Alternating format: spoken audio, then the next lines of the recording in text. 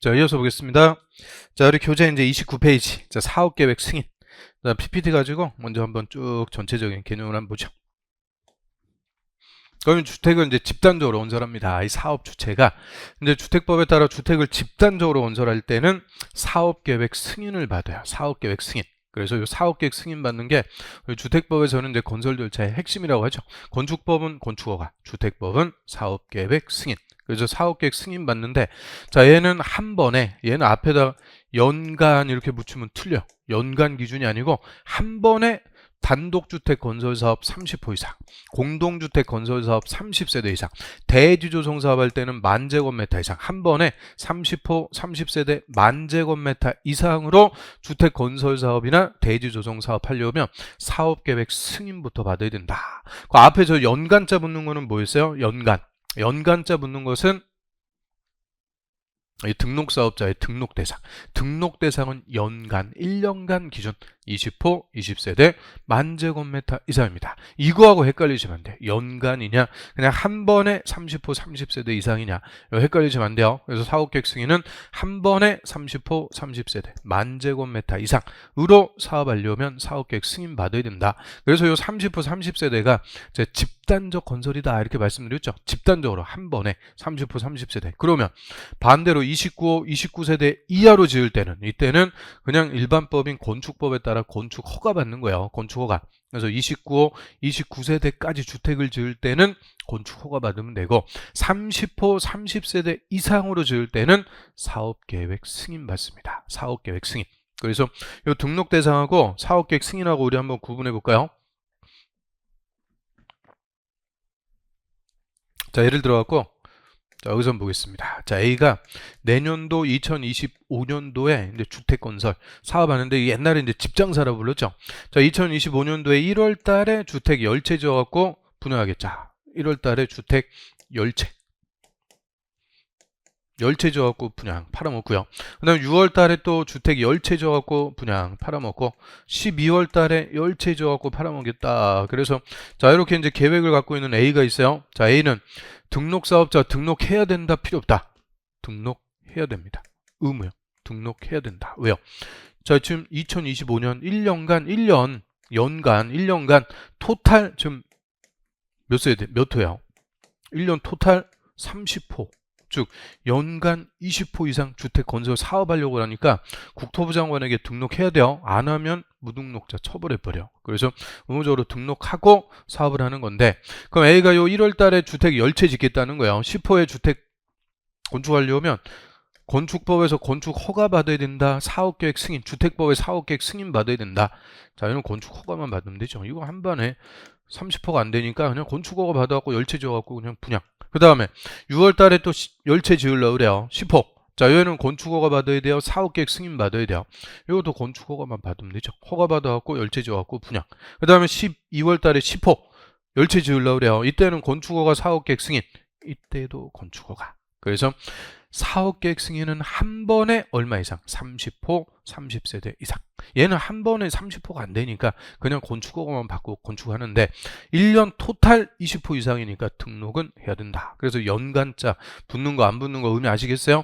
그래서 등록 대상은 연간 1년 토탈이고, 사업계획 승인은 한 번에 30호, 30세대 10,000제곱미터 이상. 사업하려면 또 사업 계획을 작성해서 승인부터 받아야 되는데, 그러면 사업계획 승인 누구한테 가서 받는 거냐? 사업계획 승인권자. 주택건설이나 대지조성하는데 그 면적이 10만 제곱미터 이상, 10만 제곱미터 하면 3만 평입니다. 3만 평 이상 크게요. 이때는 시도지사, 대도시장에게 사업계획 승인 받아라. 자, 우리 시도지사 풀어갖고 얘기하면 특별시장, 광역시장, 그 다음에 특별자치시장하고 특별자치도지사는 그냥 생략한다 그랬어요. 그래서 특별시장, 광역시장, 도지사, 시도지사 또는 인구 50만 이상 대도시장에게 승인. 근데 10만 제곱미터 미만, 3만 평 미만, 좀 소규모로 합니다. 이때는 특별시장, 광역시장, 시장, 군수에게 사업계획 승인 받습니다. 그러면 10만 이상, 미만 이렇게 또 나눠놨는데, 이거 차이점은 어디 있을까요? 자, 우리 특별시하고 광역시에서는 10만 이상일 때도 특별시장, 광역시장, 10만 미만일 때도 특별시장, 광역시장. 그러니까 특별시, 광역시에서는 이상, 미만 관계없다는 거죠. 그냥 누구한테 와서 승인받으라. 특별시장, 광역시장. 근데 도에서 구분해요. 우리 경기도 같은 도에서 10만 제곱미터 미만, 비교적 소규모, 3만 평 미만 소규모로 할 때는 시장이나 군수한테 가서 그냥 사업계획 승인받으면 돼요. 그런데 10만 이상, 대규모로요. 3만 평 이상, 대규모로 주택 건설할 때는 도지사 또는 대도시장. 이때는 일반 시장이나 군수한테 사업계획 승인받는 거 아니다. 그죠? 도지사한테 가려는 거예요. 도지사 또는 인구 50만 이상 대도시장. 뭐 수원시장이라든지 용인시장이라든지 대도시장. 그래서 도에서만 구분합니다. 10만 미만일 때 시장 군수, 10만 이상일 때 도지사 또는 대도시장. 특별시하고 광역시에서는 그냥 무조건 누구? 특별시장, 광역시장에게 사업계획 승인받으니까 그럼 우리 절대 사업계획 승인권자가 될 수 없는 건 누구겠어요? 구청장. 구청장에게 사업계획 승인받는다 이러면 또 틀리는 거예요. 구청장. 그래서 서초구청장 같은 구청장한테 사업계획 승인받는 거 없어요. 특별시, 광역시는 특별시장, 광역시장. 그 다음에 국가하고 토지주택공사가 주택건설사업합니다. 뭐 공공주택 같은 거 건설. 이런 국가나 토지주택공사가 할 때는 이거는 국책사업으로서 그대로 국토부 장관에게 사업계획 승인받습니다. 자, 여기서 지방공사는 국토부 장관에게 사업계획 승인받는다. 그럼 틀려. 지방공사 해당사항 없어요. 딱 이 두 개. 국가하고 토지주택공사, LH. 국가하고 토지주택공사만 국토부 장관에게 사업계획 승인받습니다. 그래서 이게 사업계획 승인 대상, 승인권자 가장 원칙적인 겁니다. 가장 원칙. 그래서 일단 여기까지 입문서 한번 볼까요? 사업계획 승인 대상, 자, 이거부터 하나씩 봅니다. 다음에 주택건설 또는 대지조성 사업 하려면 사업계획 승인부터 받아야 된다. 그래서 참 요 사업계획 승인, 자, 요 사업계획 승인도 그냥 매년 나오는 거예요. 사업계획 승인도 매년 우리 시험에 출제가 된다. 그래서 주택조합, 사업계획 승인, 그리고 용어적인 주택법은 딱딱 물어보는 게 정해져 있습니다. 그래서 매년 나오는 건데요. 그럼 이제 사업계획 승인받는 대상, 자, 주택건설 사업하는데, 자, 앞에 연간 있어요, 없어요? 없다. 연간자 붙이면 틀린다. 연간 X. 그래서 한 번에 단독주택 30호, 공동주택 30세대, 대주조성할 때는 10,000제곱미터 이상, 30호, 30세대, 10,000제곱미터 이상, 한 번에 요 규모 이상으로 사업할 때 사업계획 승인받습니다. 그런데 예외가 또 다 있어요. 다만 단독주택 다시 위로 와서 다음에 해당할 때는 또 50호 이상일 때 사업계획 승인받으라. 50호 이상. 그래서 개별 필지로 구분하지 않고 건설하는 단독주택, 자, 요거를 블럭형 단독주택이라고 부릅니다. 블럭, 큼직큼직한 도로로 둘러싸인 일단의 대지, 가로구역 또는 블럭이라고 불러요. 블럭 단위로 일일이 필지를 구획하지 않고 큼직한 블럭 단위로 땅을 공급받은 거예요. 공공택지를 공급받아갖고 여기다가 단독주택을 집단적으로 건설. 이때 이거를 블럭형 단독주택. 이때는 30호가 아니고 50호 이상일 때 사업계획 승인받는 대상이 됩니다. 특례를 줘요. 50호 이상. 그 다음에 또 한옥 건설 사업할 때도 50호 이상. 한옥 은근히 이것도 잘 물어봐요. 한옥은 50호 이상. 그 다음에 공동주택 30세대 이상인데 다음에 해당할 때는 또 50세대 이상일 때 사업계획 승인을 받아라. 그래서 다음의 요건을 모두 갖추는 단정 연립, 단정 다세대 주택. 그럼 우리 단정 연립, 단정 다세대 얘들 뭐라고 불렀어요? 도시형 생활주택. 도시형 생활주택이죠. 근데 잘 안 짓는 것 같아요. 그래서 얘들은 50세대 이상일 때 사업계획 승인받으라 특례를 주는데 우리 도시형 생활주택이라도 소형주택은 해당사항 없어요. 소형주택은 해당사항 없다. 단정 연립, 단정 다세대. 자, 이것들 뭐 요건 전용면적 30제곱미터 이상, 진입도로 6m 이상, 뭐 등등등 이런 요건을 갖춘 단정 연립, 단정 다세대 얘들은 50세대 이상. 그리고 나중에 우리 정비법에서 볼 건데요. 주거환경 개선사업. 이 주거환경 개선사업이 쉽게 얘기해서 달동네 개발이에요. 달동네. 제일 못 사는 달동네 개발. 이 달동네 개선사업 하는 것을 주거환경 개선사업. 이 달동네 개발하면서 건설하는 공동주택. 이것도 50세대 이상일 때 사업계획 승인 받아라. 그래서 특례가 이렇게 들어왔는데요. 아무튼 이 사업계획 승인 대상 이것만 갖고도 그냥 한 문제 물어볼 수가 있어요. 단독 30호, 공동 30세대, 원칙 대지 조성 10,000제곱미터 이상. 근데 한옥은 50호. 그 다음에 단정 연립 단정 다세대는 50세대. 그리고 자, 우리 교재에서 지금 빠져 있는데 또 아주 중요한 개념. 자, 요 규모 이상이라도 사업계획 승인 안 받는 경우가 있어요. 그거를 주상복합 건물의 특례라고 합니다. 주상복합 건축물인데 그냥 줄여갖고 주상복합 건축물 그냥 제대로 쓰죠. 주상복합 건물의 특례. 그럼 주상복합이라고 그랬으니까 하나의 건물에 주택과 주택 이외의 시설, 뭐 상가, 오피스텔, 호텔, 뭐 이런 주택과 이외의 시설을 동일한 건물로 건축. 그래서 밑에는 뭐 상가라든지 호텔, 위에는 주택, 이런 주상복합이라고 그래요. 주상복합으로 건축하는 건물인데, 자, 이 주상복합 건물의 세대수가 300세대 미만. 그리고 이 주택의 연면적이 90% 미만이 돼요. 주택이 90% 미만. 주택이 90%가 돼버리는 순간 이거는 주택이에요. 복합 건물이 아니고 주택, 그냥 주택. 그래서 주택의 연면적이 전체 90% 미만. 주택이 90%가 안 된다. 그리고 자, 그럼 주상복합 상가를 지을 수 있는 용도죠. 준주거 또는 상업적. 근데 상업적 중에서 유통은 또 빠집니다.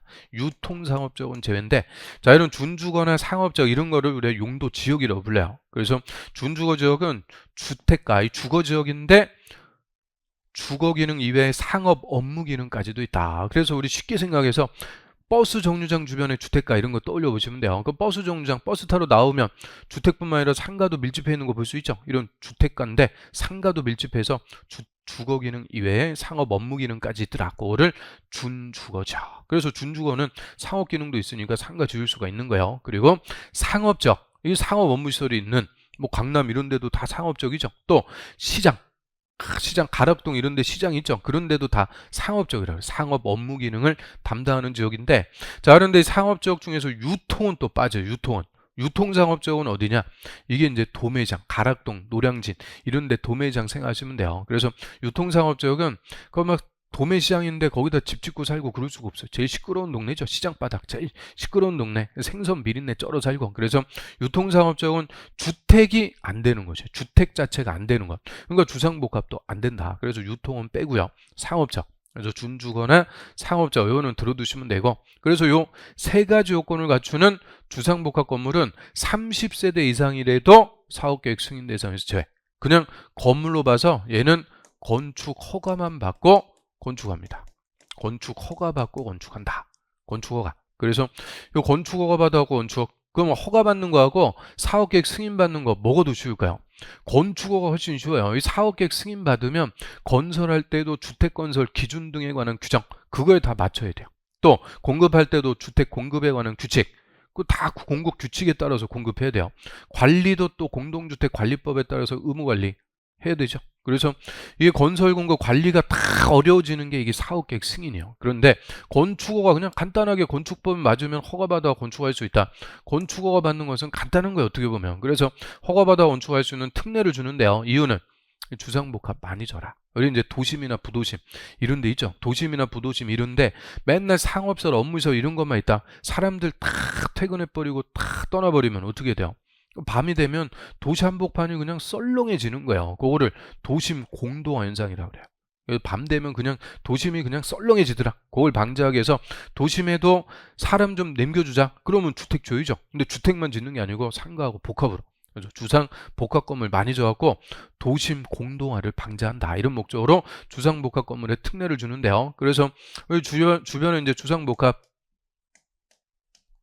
뭐 타워 팰리스 다 주상복합인데 밑에는 이제 상가, 위에는 이제 주택과 상가를 동일한 건물로 건축하는데, 자, 이 주택의 세대 수가 30세대 이상이라도 사업계획 승인 안 받는다 그 얘기죠. 그래서 일단 첫 번째 요건, 자, 몇 세대 미만이라고요? 300세대 미만. 그러면 299세대까지요. 그래서 요새 짓는 주상복합 주복이라고 그러죠. 다 철저하게 몇 세대 맞죠? 299세대. 300세대부터는 다시 사업계획 승인 받아야 됩니다. 그래서 299세대, 300세대 미만. 그 다음에 주택 부분이 전체 건축물 연면적의 몇 프로 미만? 90% 미만. 그리고 상가를 지을 수 있는 지역, 준주거하고 유통을 제한 상업적. 숫자, 용도적 딱 물어보기 좋은 거니까 그래서 이 주상복합 건물 특례 요거까지 좀 정리를 해두셔야 되고요. 우리 입문서에 여기 빠져 있어갖고 그래서 우리 150세대 이상 주상복합 건물 이거 다 뭐야? 저 관리 실무 지금 배우고 계시죠? 다 의무관리 대상으로 들어가죠. 300세대 이상, 150세대 이상 뭐 승강기가 설치되어 있다. 중앙 집중 또는 지역 난방 그리고 150세대 이상 주상복합 이런 것들 다 의무관리 대상이에요. 의무관리 대상. 그래서 저 주상복합이 빠져 있어갖고 그거 하나 더 설명드렸고요. 그 다음 밑으로 갑니다. 사업계획 승인권자. 그럼 사업계획 승인 누구한테 와서 받는 거냐? 사업계획 승인권자 대지면적 10만 이상 크게 합니다. 이때는 시도지사 또는 인구 50만 이상 대도시의 시자. 그런데 10만 제곱미터 미만 3만 평 미만 비교적 소규모로 할 때는 특별시장, 광역시장, 특별자치시장하고 특별자치도지사는 생략하고요. 그리고 시장 또는 군수. 그래서 특, 광, 시장, 군수에게 사업계획 승인받는다. 그래서 이상하고 미만하고 차이점 어디만 있다고요? 도에서 이상일 때는 도지사나 대도시장, 미만일 때는 시장, 군수. 그래서 절대 승인권자가 안 되는 게 구청장. 구청장한테 사업계획 승인받는다. 땡. 그 다음에 또 세 번째. 요 국토부 장관에게 직접 사업계획 승인받는 경우도 있어요. 자, 국토부 장관에게 승인받는 거 누구라고 그랬어요? 국가 또는 토지주택공사. 국가는 토지주택공사가 주택건설사업, 공공주택 같은 거 건설하죠. 이때는 국책사업이니까 그대로 국토부 장관에게 사업계획 승인받습니다. 자, 그럼 사업계획 승인받기 위한 요건 또 원칙 한번 볼까요? 자, 주택건설 사업계획이요. 주택건설 사업계획에 승인받으려는 자는 주택건설 대지의 소유권부터 확보해야 된다. 원칙. 자, 이것도 뭐 건축업에서 봤던 거 똑같은 거죠. 쉽게 얘기해서 남의 땅에다가 아파트 지을 수 있다? 없다. 없다. 그래서 아파트 지으려면 즉 주택건설 사업계획 승인받으려면 대지 소유권부터 확보해야 되는 게 원칙 당연한 겁니다. 그런데 예외 당연히 또 있겠죠. 다음에 해당할 때는 그러하지 않다. 즉 대지 소유권 확보 안 해도 사업계획 승인 받을 수가 있다. 그래서 박스 1번 사업 주체가 대지 소유권을 확보하지 못했는데 대지에 사용할 수 있는 거는 사용권을 확보했대요. 사용권을 확보하면 사업계획 승인 받을 수가 있다. 역시 사용권 대표적으로 지상권. 이런 지상권 같은 사용권이 확보되면 남의 땅이라도 아파트 지을 수 있게 돼요. 사업계획 승인 받을 수가 있고 그 다음에 국가, 지자체, 토지주택공사, 지방공사가 주택건설사업합니다. 그럼 국가, 지자체, 토지주택공사, 지방공사 얘들 묶어갖고 누구다? 공공사업 주체는 대지 소유권 확보 안 해도 사업계획 승인 받을 수 있다. 즉 대지 소유권 확보 의무가 없습니다. 왜 그럴까요? 이 공공사업 주체는 국민주택 건설할 때 수용이라는 걸 할 수가 있어요. 수용. 우리 수용이라는 것은 국가 등이 이런 국가 같은 공공이 국민의 재산권을 강제 취득하는 거예요. 강제 취득. 공익사업 같은 거 하기 위해서 국민의 재산권을 강제 취득, 강제적으로 뺏는 거. 물론 그냥 뺏는 게 아니고 보상, 정당한 보상을 조건으로 공익사업에 필요한 국민의 재산권을 국가 등이 강제 취득하는 것을 수용. 그래서 이 공공사업 주체가 국민주택 건설할 때는 공익사업으로 와서 수용권을 줘요. 수용할 수가 있으니까 미리 대지 소유권 확보 안 해도 사업계획 승인 받을 수가 있다. 그 얘기고요. 그리고 이제 공공은 수용권 인정하는데 민간사업 주체. 민간사업 주체는 수용권 없어요. 이 수용이라는 것은 철저하게 무슨 사업할 때만 인정해 주는 거냐. 요거는 공익사업 할 때만. 공공복리를 위한 공익사업 할 때는 수용권 주는 거지. 그 아파트 건설회사가 아파트 지어갖고 팔아먹는 거는 공익사업이에요? 아니요? 아니죠. 영리사업이죠. 그래서 공익사업 아니니까 민간사업 주체는 절대 수용권 없어요.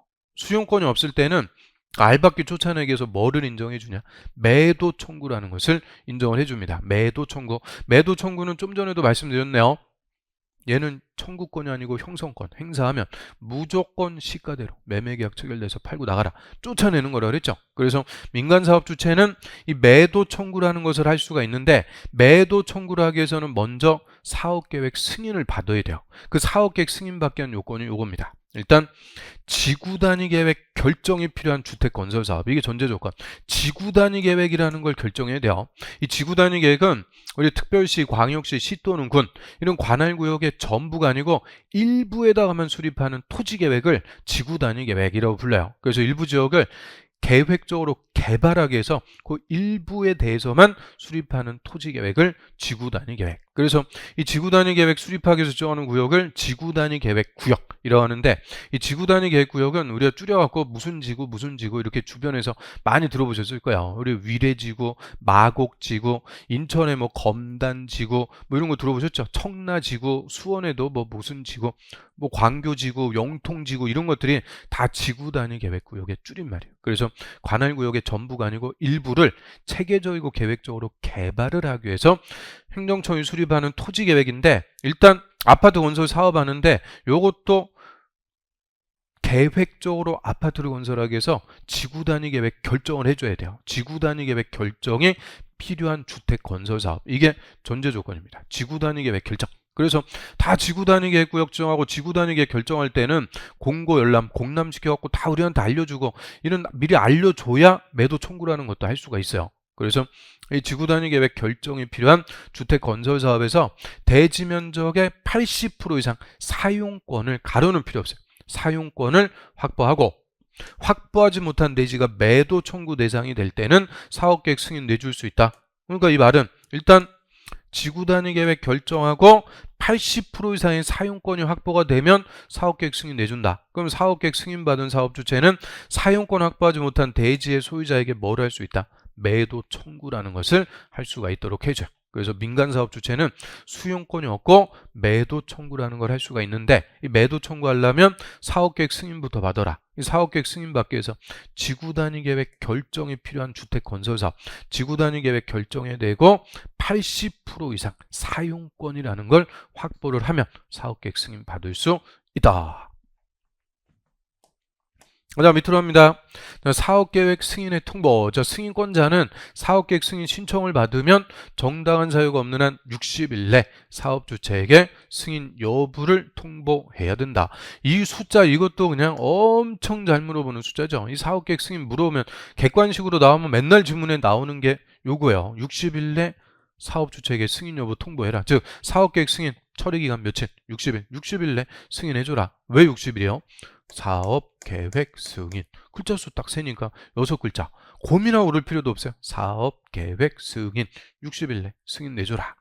그러면 사업계획 승인 받으면 이제 사업계획 승인 받은 대로 아파트 건설 공사해야죠. 그래서 승인의 효과, 착수. 얘도 그냥 엄청 잘 물어봅니다. 착공. 사업계획 승인받은 사업 주체는 승인받은 대로 사업을 해야 되고, 다음 구분에 따라 공사를 시작해야 된다. 공사를 시작하는 것을 착공해야 되는데, 자, 일반적인 사업계획 승인받았습니다. 자, 승인받으면 5년 내 착수해야 돼요. 5년 내 착수. 그 다음에 공구별 분할 사업계획 승인받았다. 공구별 분할 시행에 승인받았다. 이렇게 표현하는데요. 자, 이게 공구별 분할 시행. 자, 이거는 이제 의미 한번 여기서 간단하게 볼까요? 자, 600세대 이상. 600세대 이상 대규모로 주택 건설 사업합니다. 600세대 이상이면 엄청 큰 거예요. 그럼 이때는 이제 효율적으로 사업을 하기 위해서 109, 209, 자, 공사관을 나눠서 각각 주택을 건설해서 공급할 수 있는, 이렇게 이제 공구 나눠갖고 각각 사업을 할 수 있게끔 공구별 분할 시행할 수가 있다고 그래요. 공구는 공사구간 각각 이제 착수해갖고 각각 공사하는 구간을 공구라고 합니다. 그래서 600세대 이상, 일단 요게 숫자는 제일 잘 물어봐요. 이거는 주관식으로도 물어봤어요. 600세대 이상 주택단지는 109, 209 공사관 나눠갖고 각각 아파트 건설해서 분양할 수가 있다. 즉 공구별로 나눠서 사업을 할 수가 있는데, 자, 600세대니까 공구별 세대수는 각각 몇 세대 이상? 300세대 이상. 그래서 600이 이게 핵심. 600세대니까 109, 300, 209, 300 공구별로 300세대 이상씩 나눠갖고, 그리고 공구 간의 경계는 600이니까 6m 이상 도로, 주차장 뭐 이런 거 설치해갖고 6m 이상 경계를 설정을 해줘야 돼요. 그래서 600에서 다 나와요. 그래서 600이 제일 중요한 숫자고요. 이렇게 109, 209 나눠갖고 각각 분할 시행하겠습니다. 사업계획 승인 받을 수도 있어요. 그럼 이때 109 이제 최초로 착수하는 거, 최초로 공사를 진행하는 공구는 사업계획 승인받은 날부터 몇 년? 5년. 109 사업계획 승인받은 날부터 5년 내 착수. 그 다음에 이제 209 나머지 공구죠. 최초로 공사를 진행하는 공구, 이외의 공구, 나머지 공구는 최초 착공 신고한 날부터 2년 내 착수. 그러면 109 착공 신고한 날부터 2년 내 착수해 주면 된다, 그 얘기죠. 그래서 최초로 착수하는 거 5년, 나머지는 최초로 착공 신고한 날부터 2년 내만 착수해 주면 된다. 그런데 나머지는 부수적인 거니까 나머지가 중요한 게 아니에요. 항상 최초로 착수하는 게 핵심이에요. 일반적인 사업계획 승인받든 공급별 분할시행에 승인받든 최초로 착수하는 거는 몇 년이라고요? 5년. 5년. 그래서 이게 핵심. 그럼 5년 내 착수 안 하면 어떻게 되냐? 자, 밑으로 합니다. 사업계획 승인권자는 사업주체가 사업계획 승인받고 5년 내 공사를 시작하지 않은 경우에는 사업계획 승인을 취소할 수가 있다. 할 수가 있다. 임의적입니다. 임의적이에요. 여기서. 사업계획 승인 내준 거 취소해버릴 수 있다. 그럼 사업계획 승인 취소해버리면 아파트 못 짓는다. 그죠? 사업 못하게 되는 거예요. 사업계획 승인을 취소할 수가 있다. 자, 일단 요게 우리 건축허가하고 차이점입니다. 우리 건축법에서 건축허가 받으면 몇 년 내 착수? 2년 내 착수. 2년 내 착수 안 하면 반드시 허가를 취소. 필수적 취소입니다. 반드시 허가를 취소한다. 필수적 취소. 그래서 건축허가는 건물 하나 짓는 거니까 착수기간 2년 줘요. 2년 내 착수 안 하면 건물 안 짓네. 반드시 허가 취소. 그런데 사업계획 승인은 아파트 단지를 거대한 아파트 단지를 건설하니까 착수기간도 5년 줍니다. 그리고 5년 내 착수 안 했을 때 반드시 취소하는 게 아니고 취소할 수가 있다. 임의적이야. 이게 우리 공급에서 이제 보겠지만 다 아파트 선분양이요. 착공과 동시에 선분양. 다 아파트 분양해갖고 팔아먹었는데 사업계획 승인 취소해버리면 반드시 취소한다. 그러면 후폭풍 감당할 수가 없어요. 그래서 선분양이기 때문에 반드시 취소하는 게 아니고 취소할 수가 있다. 임의적입니다. 그래서 5년 내 착수 안 하면 취소할 수가 있는데요. 근데 다만 단서. 자, 분할시행의 승인을 받았다. 이때 최초로 공사를 진행하는 공구 이외의 공구는 제외. 그럼 최초로 공사하는 공구 이외의 공구는 제외. 그 요죠 요거. 나머지 공구는 몇 년 내 착수하라고 그랬어요? 2년. 2년 내 착수. 그럼 2년 내 착수 안 하면 사업계획 승인 취소할 수 있다? 없다? 없다. 그래서 나머지 공구는 부수적인 거라고 그랬죠. 여기서 최초로 착수했는데 이거 나머지 공구 2년 내 착수 안 했다고 전체 사업계획 승인을 취소하고 이런 거는 없다는 거예요. 그래서 나머지 공구는 부수적인 거니까 이게 중요한 게 아니고 그래서 나머지는 2년 내 착수 안 해도 사업계획 승인 취소하고 이러는 거는 없어요. 그래서 항상 최초로 착수하는 거. 5년 내 착수. 5년 내 착수 안 하면 사업계획 승인을 취소할 수가 있다. 그런데 여기서도 역시 빠졌어요. 정당한 사유가 있을 때는 착수기간 몇 년까지 연장해 줄 수 있을까요? 1년. 1년까지 착수기간 연장해 줄 수는 있다. 그래서 대지 소유권 분쟁 등이 발생했다. 뭐 이런 정당한 사유가 있을 때는 1년까지 착수기간 연장해 줄 수는 있습니다. 그래서 이 사업계획 승인에서 그냥 맨날 나오는 숫자들이죠. 5년, 1년. 그래서 이 착수기간 연장은 항상 언제까지? 1년까지만 연장해 줄 수가 있다. 그 다음 이제 사용검사 바로 나오는데요.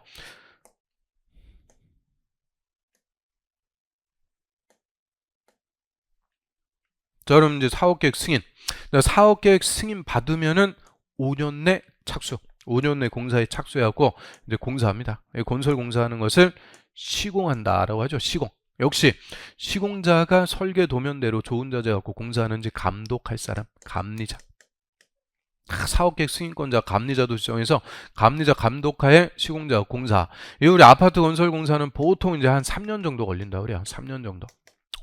공사해 갖고 다 끝났습니다. 공사 다 끝났다. 그러면 이 사업계획 승인 받은 대로 아파트 건설 공사를 했는지 검사를 받는 것을 사용검사 받는다라고 표현하는 거죠. 사용검사. 그래서 이 사업계획 승인 받은 대로 공사했는지 검사, 이 준공검사 개념인데 주택법에서는 사용검사 받는다라고 하고요.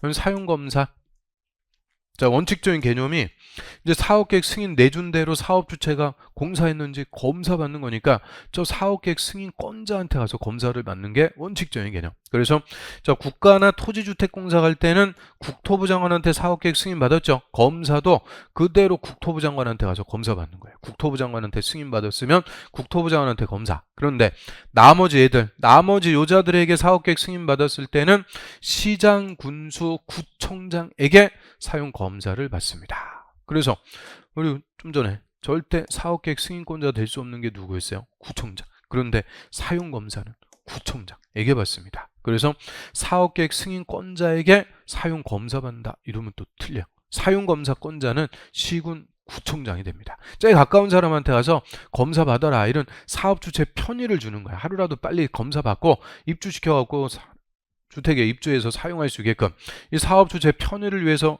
구청장한테 가서 검사받는데요. 그럼 우리 예를 들어 갖고 서울특별시 서초구, 자 여기서 10만 제곱미터 아파트 단지 건설하려고 그래요. 10만 제곱미터 아파트 건설한다. 그럼 사업계획 승인은 누구한테 가서 받아요?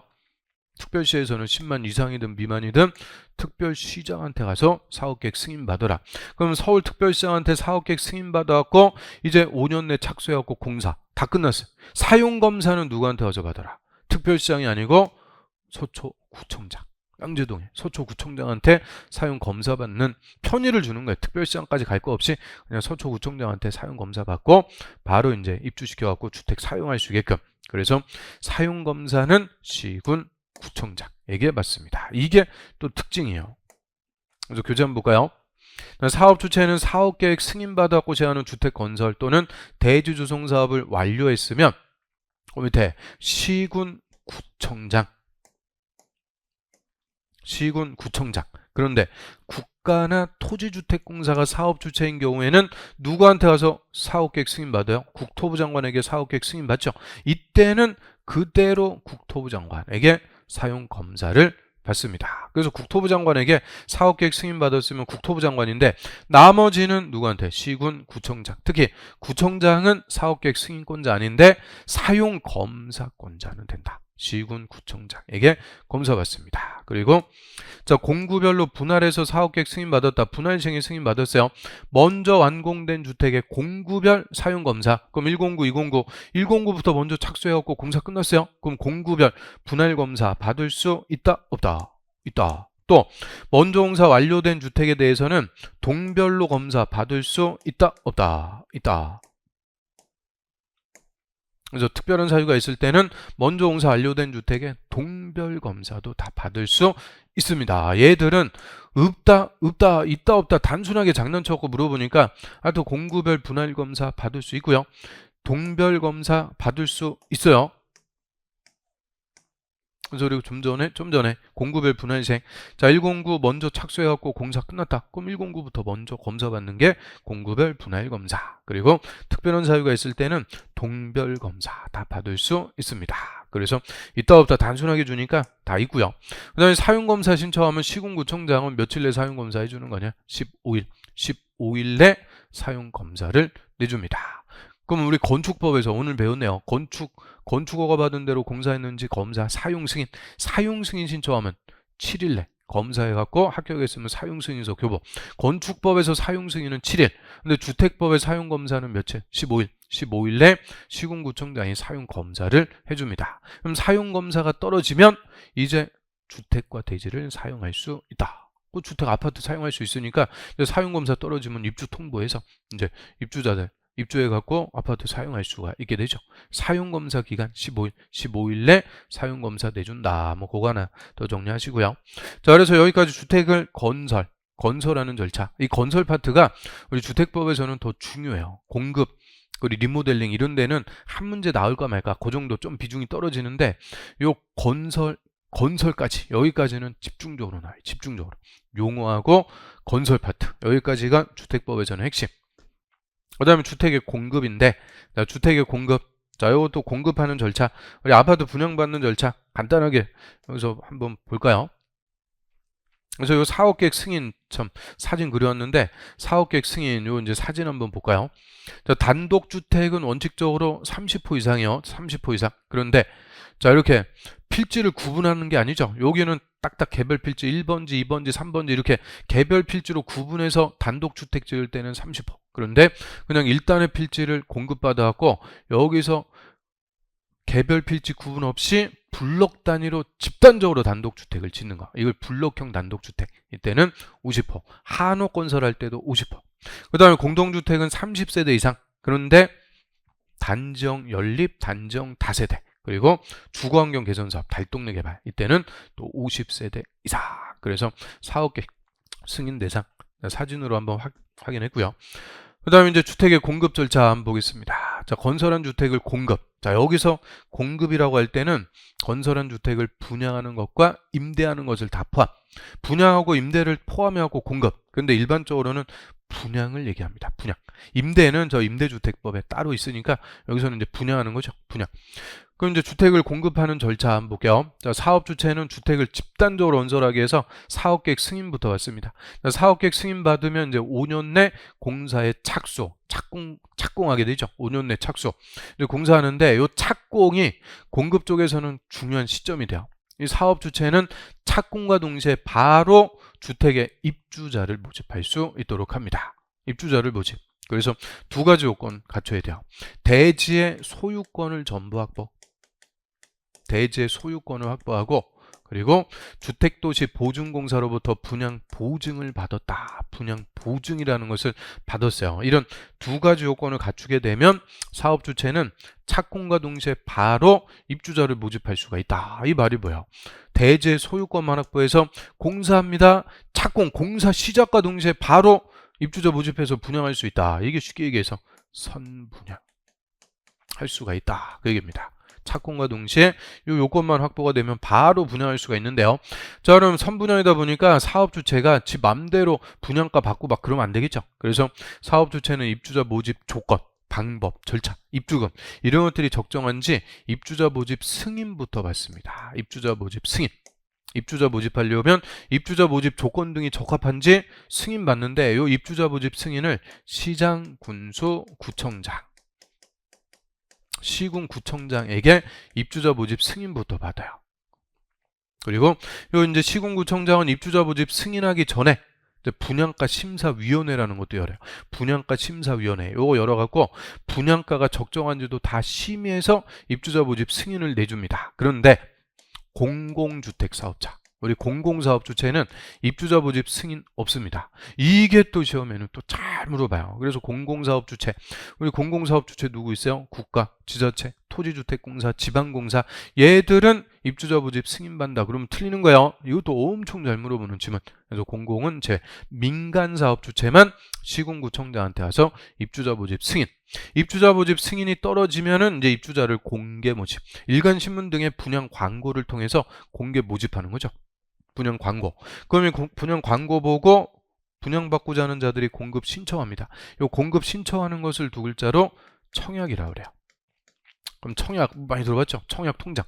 이 청약 통장 써가지고는 이제 청약하는 거예요. 신청. 그럼 공급 신청한 자 중에서 공급 순위. 공급 순위가 이제 1순위, 2순위 이렇게 있어요. 그래서 1순위, 2순위 요거는 우리 이제 입주자 저축이라고 그러죠. 주택 청약 종합 저축. 줄여갖고 종합 저축. 만능 통장이라고 그래요. 거기 가입해갖고 원칙은 이제 1년 12번 부으면은 1순위예요. 나머지 다 2순위. 그리고 투기과열지구 서울의 강남, 서초, 송파, 용산 이런 투기과열지구는 2년 24번 부어야 1순위가 돼요. 아무튼 요새 뭐 대부분 1순위니까 자 1순위자부터 먼저 주택의 입주자로 선정합니다. 입주자로 선정. 그리고 뭐 순위 다 1순위니까 그러면 우리 국민주택 같은 경우는 점수로 가는 거죠. 청약 점수 84점이 만점인가 뭐 그런데 아무튼 점수에 따라서 이제 입주자를 선정을 해요. 근데 1순위 선정했는데 남았어요. 그럼 이제 2순위 선정하는 거예요. 2순위. 2순위 선정했는데도 남았어요. 그럼 그때부터는 미분양이라고 해요. 미분양. 그때부터는 선착순으로 갑니다. 줍줍한다 그러죠. 줍줍. 아무튼 그래서 요 순위, 이제 순위에 따라서 주택의 입주자를 선정. 그 입주자로 선정된 자가 계약금을 내고 분양 계약을 체결. 그럼 이 분양 계약을 체결한 자, 그 자들을 우리가 뭐라고 부르는 거냐? 입주 예정자라고 부릅니다. 그래서 공동주택관리법에서 입주 예정자 과반수가 입주하기 전까지는 사업주체가 직접 관리하는 거예요. 거기서 입주 예정자가 요자들이에요. 계약을 체결한 사람들. 계약금 내고 분양계약을 체결한 입주 예정자. 그 입주 예정자가 납부한 계약금 이거 받아갖고 공사하는 거죠. 공사.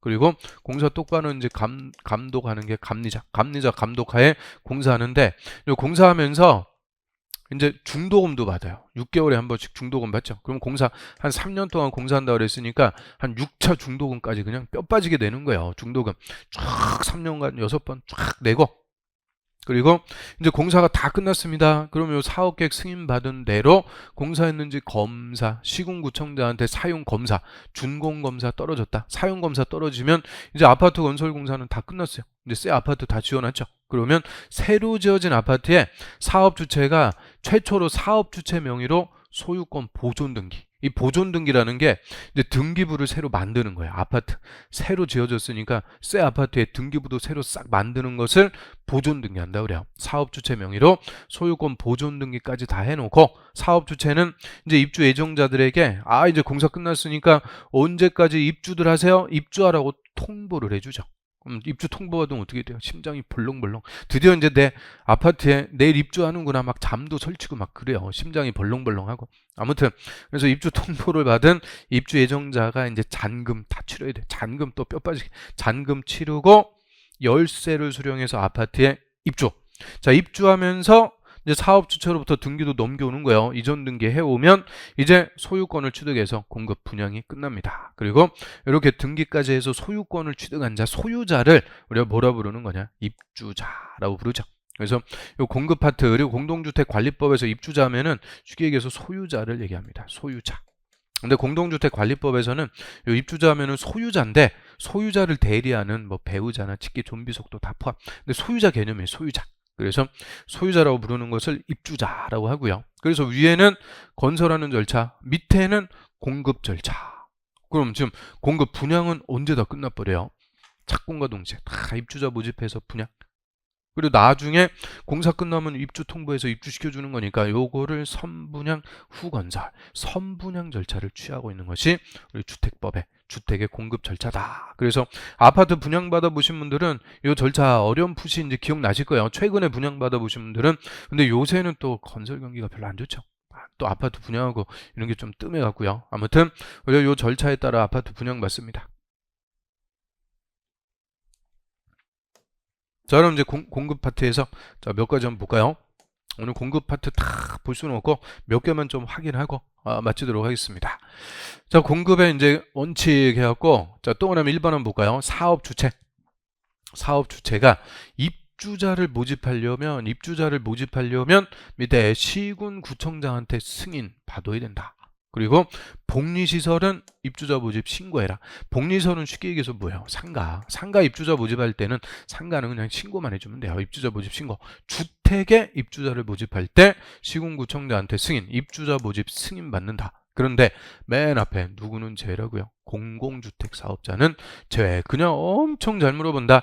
공공주택 사업자, 이게 공공주택특별법에서 공공주택 사업자 이렇게 쭉 열거가 돼 있죠. 자, 그 중에서 1번 국가, 지자체, 토지주택공사, 지방공사, 공공사업주체 생각하시면 돼요. 공공. 그 다음에 볼까요? 밑에 마감재 목록표에 이런 지엽적인 건데 한번 읽어보면 사업주체가 시군구청장에게 입주자 모집 승인 받으려면 견본주택이 쉽게 얘기하면 뭐다? 모델하우스. 요새 줄여갖고 모하 그러죠. 모하 임장가보고 뭐 그런다 그래요. 아무튼 모델하우스, 견본주택에 사용된 마감재 목록표 내부를 촬영한 영상물 이런 거 제작해서 승인권자 시군구청장한테 제출해라. 왜요? 우리 좀 전에 봤듯이 선분양이라고 그랬죠. 선분양. 착공과 동시에 바로 분양하는데 그러면 뭐 볼 게 있어요? 없어요? 그러니까 우리가 모델하우스 보고 분양계약을 체결한단 말이에요. 모델하우스. 그럼 모델하우스는 많이 팔아먹으려고 그냥 마감재라든지 이런 거 가전도 다 빌트인해갖고 삐까뻔쩍하게 짓는 거죠. 그래서 마감재 이런 거 좋은 거 쓰고 아주 눈이 돌아가게끔 막 이렇게 만들어 놓고 실제 시공할 때는 후진 거 쓴단 말이에요. 마감재 이런 거 후진 거 막 쓰고 그러니까. 자, 그래서 사업 주체는 입주자 모집 승인 신청할 때 입주자 모집 승인 받으려면 승인권자에게 견본주택 모델하우스에 사용하는 마감재 목록표 그리고 내부를 촬영한 영상물 다 제작해갖고 다 제출해야 돼요. 제출. 그러면 이 제출받은 마감재 목록표 등을 시군구청장은 사용검사가 있은 날부터 2년 이상 의무적으로 보관해야 돼요. 이거 사업주체가 보관해라 그러면 안 돼요. 사업주체는 이거 잊어버렸는데요. 그럼 어떻게 해요? 그래서 시군구청장한테 제출해서 시군구청장이 사용검사가 있은 날부터 2년 이상 의무적으로 보관. 그리고 입주자가 보여달라고 열람을 요구하면 공개해줘야 된다. 의무적으로. 공개를 해주도록 합니다. 이게 다 선분양에 따라서 이런 이제 조치들이 나오게 되죠. 그 다음에 저당권 설정 등의 제한. 자, 여기 이제 조금 어려운 개념인데 우리 쉽게 풀어가지고 이 선분양이란 말이에요. 선분양이다 보니까 자, 입주 예정자가 계약금, 중도금 미리 다 내는 거죠. 그래서 이 입주 예정자가 분양받은 아파트의 사업 주체가 입주 예정자에게 사기치는 행위 하면은 안 된다. 그거를 사업주체 저당권 설정 등의 제한이라고 부릅니다. 쉽게 얘기해서 입주 예정자에게 분양 사기친다 그러죠. 분양 사기치고 이런 거 하지 말라는 거예요. 그게 사업주체 저당권 설정 등의 제한이다 라고 하는데, 자, 한번 이거 법조문 한번 읽어볼까요? 자, 사업주체는 주택건설 사업으로 건설된 주택과 대지에 대해서는 입주자 모집공고 승인 신청일, 자, 가로는 필요 없어요. 입주자 모집공고 승인 신청일, 이게 한마디로 뭘까요? 우리 이제 분양하려면 제일 먼저 입주자부터 모집해야 되죠. 그 입주자 모집하려면 승인부터 받아야 되니까 입주자 모집공고 승인 신청일이 공급 시작인 거예요. 공급 시작, 공급 처음, 공급 시작. 저기 써놓으면 공급 시작, 분양이 이제 시작된 거죠. 입주자 모집공고 승인 신청일 이후부터, 자, 입주 예정자가 주택과 대지의 소유권 이전 등기를 신청할 수 있는 날, 그러면 우리 이전 등기를 신청할 수 있는 날, 이전 등기 신청하려면 뭐부터 해야 돼요? 입주부터 해야죠. 입주부터. 그래서 이 절차에서, 자, 입주 통보받고 잔금 치르고 열세 수령해서 입주하고 이제 등기 넘겨온다 그랬죠. 그래서 소유권 이전 등기를 신청할 수 있는 날, 같은 말이 입주 가능일입니다. 입주 가능일, 같은 말. 그래서 이전 등기를 신청할 수 있는 날 이꼴 입주 가능일. 이후 며칠이냐? 60일. 60일까지의 기간 동안 입주 예정자의 동의 없이 다음 행위를 해서는 안 된다. 안 된다. 아니 된다. 안 된다. 그럼 지금 누가 해서는 안 된대요? 누가 해서는 안 된다? 사업주체. 그래서 사업주체 금지행위다 이렇게 얘기하는데요. 주택건설 사업하는 사업주체는 일정한 행위를 해서는 안 된대요. 그러면 일단 뭐를 하면 안 되는 거냐? 자, 박스에 보면 주택과 대지의 저당권, 가등기, 담보권 등 담보물권을 설정. 그럼 우리 저당권 같은 거는 뭐 하려고 설정해요? 돈 빌리면서 아파트 저당권 설정하는 거죠. 그래서 저당권, 가등기, 담보권이 담보물권 설정이 돈 빌린다 그 얘기고요. 그 다음에 주택과 대지의 전세권, 지상권 등기되는 부동산 임차권을 설정. 그러면 전세권, 지상권 이게 다 이제 민법에서 배우실 거예요. 다 물건이죠. 물건은 등기해야 효과가 발생. 그 다음에 등기가 되는 부동산 임차권, 얘는 채권인데 등기해버리면 다 의미가 뭐냐? 대항력이 있는 용의권이라고 그래요. 소유자에게도 대항할 수 있는 대항력 있는 용의권의 설정. 그리고 주택과 대지를 매매나 증여 등으로 처분. 그러면 한 번 분양했는데 딴 사람한테 또 팔았어. 이게 쉽게 얘기하면 뭐냐? 이중분양이죠. 이중분양. 자, 이런 거예요. 그래서 자, 입주 예정자 분양받을 주택과 대지, 아파트에 사업주체가 지 맘대로 돈 빌리면서 저당권 설정하고 전세를 주고 이중분양하고 딴 사람한테 팔아버리고 이런 행위 하면 된다 안 된다? 안 된다. 당연한 거예요. 그래서 입주 예정자 분양받을 아파트에 사업주체가 이런 분양 사기치는 거, 이런 행위를 해서는 안 된다. 당연한 거니까.